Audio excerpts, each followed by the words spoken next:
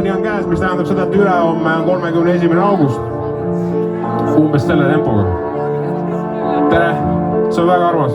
Ise tegid? Väga nalju. Kas see on kastekann seal nurgas või? Väga äge kastekann. Mul on täpselt samasugune kodus. Üks on roheline, üks on sinine, siuke väike. Tubli.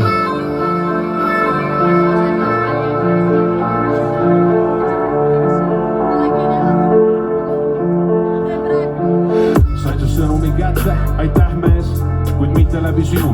Mitte sellepärast, et ma oleks hoidnud sinu suunas kätte ees, vaid siit ongi püssul lasud kõlasid üles mäkke. See on köie veedud, isegi kui tasakaalu leiad elus. Siis see sõlm sellel paelal ümber kaela tõmbab iseend kokku nii pea, kui sind saadab edu.